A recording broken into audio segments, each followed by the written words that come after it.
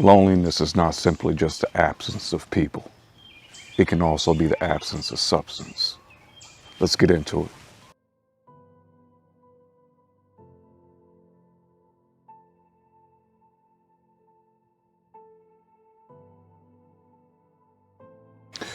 Hey, everybody, and welcome into another Walking with Christ podcast. I want to take this time to just thank every single one of you who decided to be a part of this journey, be a part of this community in which we are continuing to make sure that we are walking with Christ together, that you are at a place in your journey to whatever you need, whatever you are seeking Him for, however He is working in you.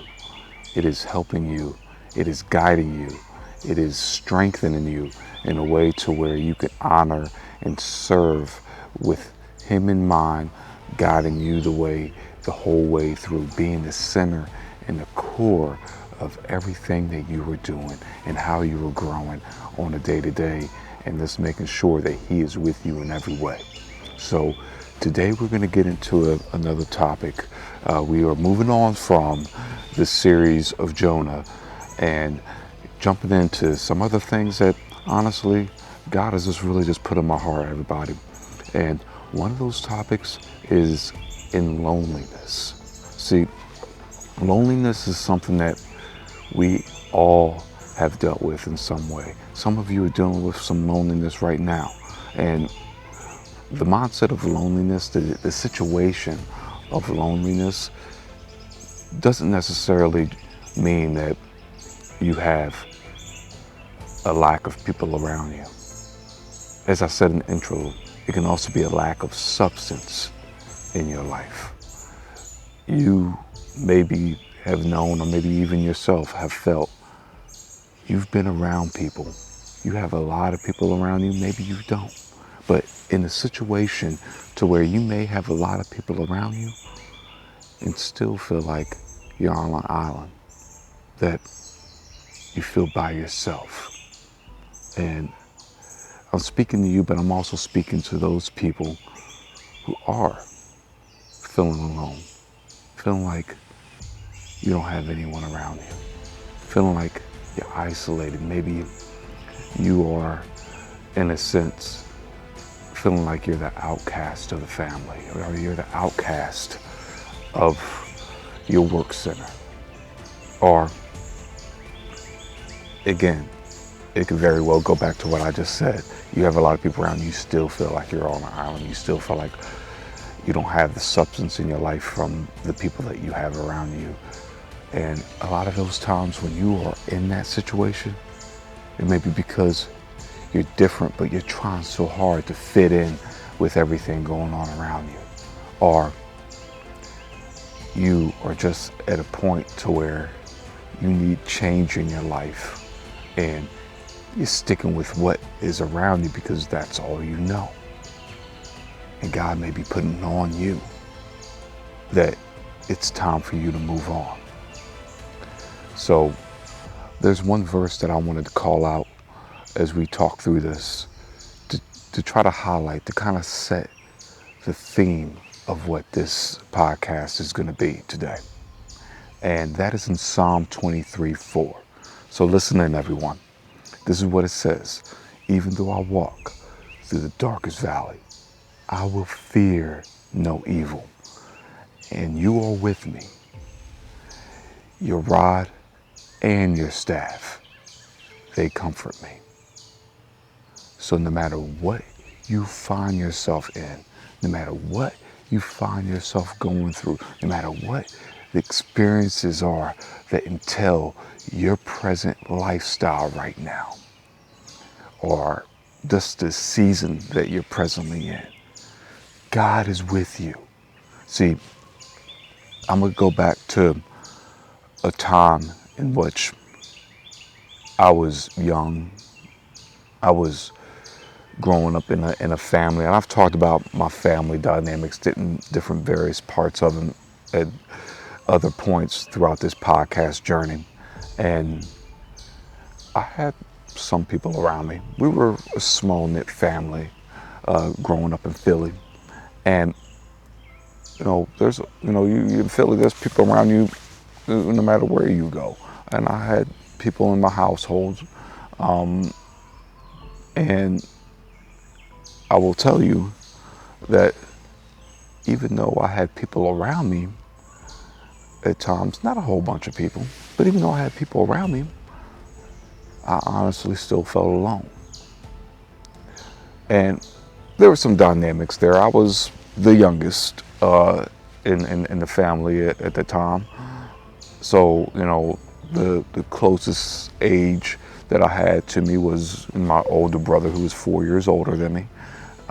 So physically and socially at times, I felt alone. But it wasn't it wasn't in a sense a state of being alone that I had issues with. In fact, I adapted to it quite naturally. I won't say fast, but quite naturally.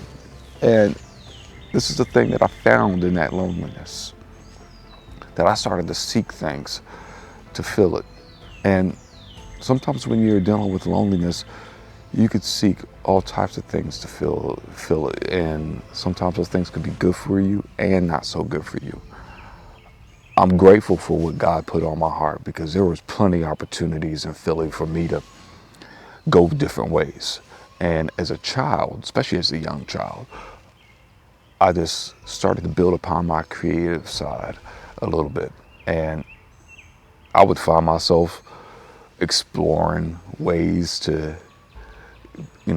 play or, consume my time in mostly positive ways. I wasn't, I was a child. I was young. I didn't always make the best decisions. Sometimes my boredom led to me doing things that weren't the best things to do. While what I will say is that when I had to pull upon my creative side, it would cause me to make games out of things that if I would have had an abundance of this and an abundance of that, I wouldn't have. I mean, literally, y'all, I would sit there and make a game out of pennies. I would display a bunch of pennies out, and I would in some way make a game out of it. And that to me was different than what I noticed of some other people. Or maybe they were doing those type of things. I don't know. But what I do know is that instead of pursuing some things that I could have, I decided to do some things that were more creative and not following the direction of some of the things that I saw around me. Again, I didn't make all the best choices. I did things as a child that if I could have talked to me at that age, I would have advised that young man back in that time to do differently. But with all that said, I wasn't going down the paths of complete darkness, so to speak. I wasn't going off of the deep end and doing, completely crazy things, so to speak. But I've had my moments as a young adult, as a young man, as a child, and I definitely would say, you know, that young man back in those days was confused, angry, and just not making the best decisions. And I think we've all had that in our lives, to where we've tried to fill what could be voids with unhealthy behaviors, and that can be a problem. And the thing that I started to grow into, started to be able to understand, is that when you allow God to fill that space, those voids, you will never find yourself lacking substance and needs from where you sit, from where you are. It could be loneliness, it could be a lot of other different things. But when you allow God to fill that and be your substance, you will never go hungry. You will never go hungry for attention. You will never go hungry for the presence of what's important around you. You will continue to grow in such a way. And I tell you, this is one of the best shifts that I think I experienced in life, to where I didn't want to just be around people just to be around people. That it became a thing to me where I became so comfortable with just needing God and making sure He was my primary source in all aspects of life, to where I was able to be more present in the need, be more able to communicate in a way that wasn't out of desperation for one thing or the other, for a type of person in my life. The only person that I wanted to make sure that was in my life and the center of my life was Christ. And through that, I can overflow. I was talking to my wife last night about how amazing it is to see something like a waterfall. And I've researched it. Sometimes waterfalls can last, over 10 million plus years. And from at least what is said to be what I found in research. Now, whether that's the case or not, I'm not sure. But what I will say is that what happens with a waterfall, y'all, is that it is dependent only on one thing, its source. But when you see it in its natural state, it's a beautiful thing to see. So I say that to you. When you are only dependent, when you are primarily dependent on what is your natural source, He created a beautiful thing in you. He created you to be magnificent in so many ways that you don't have to be reliant on the things that that can create a dependency in you in an unhealthy way. When you're dependent on God, that's a healthy dependence. And that will guide you to do so many things in so many miraculous ways, that if you allow that to live through you, it will overflow into so many ways. And what I mean by that is that my dependence on Him overflows into my relationship with my wife. It overflows into my child. It overflows into the things that I do around me. But if I was to have that in a way where it was dependent on the people around me, that may be limited. That may be limited to what extent those people, those things are gonna bring substance into my life. But God's substance in your life, that's overflowing, y'all. And my point is that when I allowed that into my life, my loneliness dissipated. There was a feeling of peace, that whether a person wants me in their life or not, I'm good with it. I'm good with it either way. I have those relationships that are very important to me, like my wife and my daughter, for instance. But people more often in life will come and go. And who you need and what you need out of relationships, as far as what it means in your journey, as far as walking with Christ, Him being honored, you reflecting Him, you living in Him, you living through Him is what's most important. And the other thing that I came to find out is that loneliness in the world can sometimes, often at times, mean closeness with God. When I'm not sitting here and finding myself attached to keeping up with the Joneses, keeping up with the trends, keeping up with what's necessary to be popular amongst people, doesn't matter to me. What matters to me is that my closeness with God will reflect his light appropriately, and that I will continue to walk in his light in a way that honors him. There's another verse that I wanted to read to you. Well, it's a couple verses. This is out of 1 Corinthians 15:33 through 34, y'all. And it says, "Do not be misled. Bad company corrupts good character. Come back to your senses as you ought, and stop sinning. For there are some who are ignorant of God. I say this to you, to your shame." So that's the other part of it. When you find yourself around people who corrupt your character, when you know that you're trying to walk on what's right, but they want to pull you to what's wrong, you have to find a way to separate yourself from that.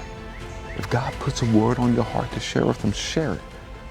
But don't be beholden to people who have a bad character.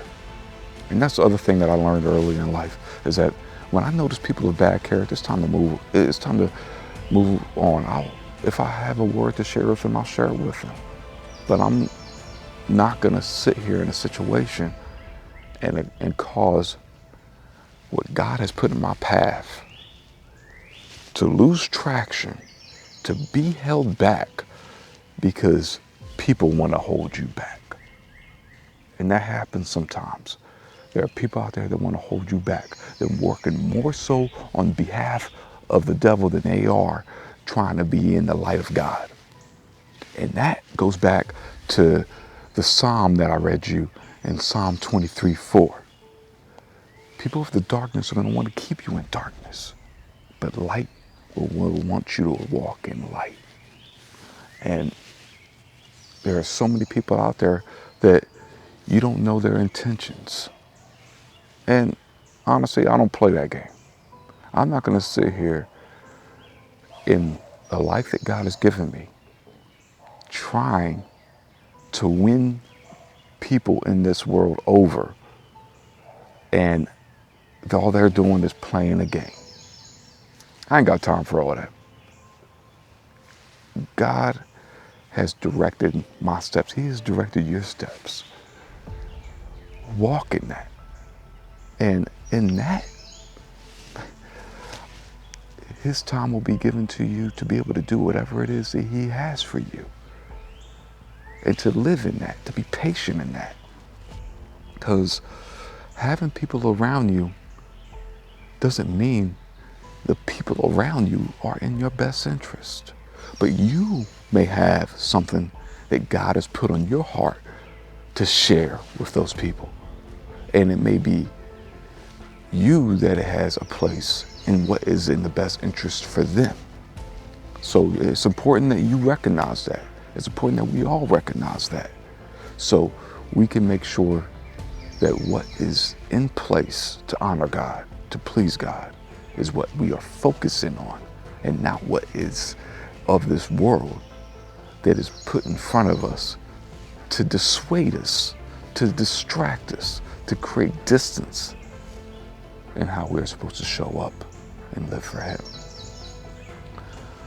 It is so important for us to make sure our focus remains, our focus is found in how we are supposed to be here amongst one another, to love our neighbors, to care for one another. Whether I know you, whether I have seen you before, whether we have a past together, whether we have an affiliation together, all those things are things of separation. When Jesus walked this earth, he loved people whether he had a history with them, a conversation with them, an affiliation with them or not. We're creating too many parameters and not enough focus on the purpose of which we are here. And that purpose could bring us together, one body, for us to exemplify the love of God. And we're allowing too many things to get in our ways, brothers and sisters. allowing too many things to get in our way from being what we are meant to be here. It all started in the days of Adam and Eve, of people making bad choices and it's expecting things to be as they should and to be absolved regardless of our nature. Our nature, the way we contribute to things, the way we are in things, matters. And how we go about that to honor God matters even more. So the thing of it is, brothers and sisters, we need to make sure that God's love becomes more pronounced than the things that happen from us filling voids, us having loneliness in our lives. And I know there's people out there right now that are dealing with some severe problems and associated with where they sit with being lonely. You're loved. You're cared about. You have to shift where you seek that love and care from those things that aren't in your best interest to that of what is in your best interest. Look, this is what I'm going to end it with. And I'm so thankful for those of you who have stuck around to this point. But this is the close, everybody. I'd rather be around no company than around bad company. God bless.